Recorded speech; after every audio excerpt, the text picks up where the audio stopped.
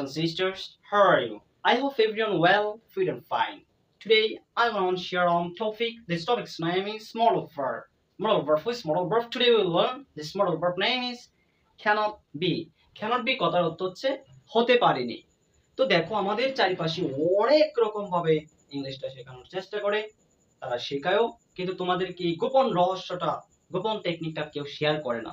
এই কারণে আমরা ইংলিশ কোর্স করার পরেও, ইংলিশ ভিডিও দেখার পরেও ইংলিশটা শিখতে পারি না।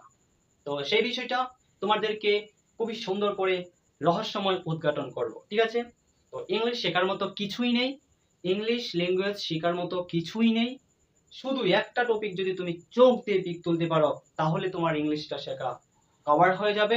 আশা করি তুমি এই ভিডিওটা ভালো করে দেখবে। দেখো এখানে একটা টেবিল আছে, এই টেবিলটার মাধ্যমে আমরা হাজার হাজার লক্ষ লক্ষ কোটি কোটি সেন্টেন্স মেকিং করব একটা সূত্রের মাধ্যমে। এবং এই টেবিলটা যদি তুমি বুঝে যাও, তাহলে ইংলিশ অন্য কোনো টপিক বুঝতে তোমার আর বেশি দিন সময় লাগবে না, ঠিক আছে? দেখো ক্যানট বি, যেহেতু পড়তে যাচ্ছি, ক্যানট বি কথার অর্থ হচ্ছে হতে পারিনি। বি মানেই মানে মানে বি মানে হওয়া, যেহেতু ক্যানট তার মানে কি হতে পারিনি। এখানে সাবজেক্ট আছে I, we, you, they, he, she, it, Sagar, my mother. তো সাগরের জায়গায় মিতালি, ইতালি, প্রপালি, হ্যাঁ, বিউটালি, ফ্যান্টালি, প্রিয়ালি লিখতে পারো, কোনো সমস্যা নেই, কারো কোনো সমস্যা নেই। যদি এই নামের সাথে কারো নাম মিলে যায়, কেউ আমাকে আবার বকাঝকা করো না, ঠিক আছে? তারপরে দেখো মাই মাদার। তো মাই মাদারের জায়গায় তোমার যে প্রিয় হয়, তুমি তাকে প্রিয় বা প্রিয় শিখে লেখো। My mother, my daughter, my girlfriend, my husband, my wife, my son, my wife. Okay, তারপরে দেখো এখানে আমি নাউন এবং অ্যাডজেক্টিভ হিসাবে other transfer teacher লিখেছি, other transfer teacher লিখেছি। এগুলো ছাড়া কি আর নাউন অ্যাডজেক্টিভ নেই? আছে ভাই, লক্ষ লক্ষ কোটি কোটি আছে। আপনি যদি এগুলা দ্বারা পারেন, বাদ বাকিগুলো দ্বারা অটোমেটিকলি পেরে যাবেন। দেখেন আমরা এটা কিভাবে পড়বো। cannot I be a doctor? আমি কি একজন ডক্টর হতে পারিনি? প্রশ্ন করে নিজেকে, cannot I be a doctor? আমি কি একজন ডক্টর হতে পারিনি? cannot we be doctor? আমরা কি ডক্টর হতে পারিনি? cannot you be doctor? তুমি কি একজন ডক্টর হতে পারোনি? cannot you be doctor? তুমি কি একজন ডক্টর হতে পারোনি? cannot you be teacher? তুমি কি একজন শিক্ষক হতে পারোনি?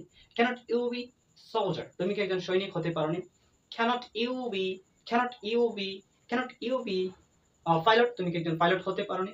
cannot you be honest? তুমি কি সৎ হতে পারোনি?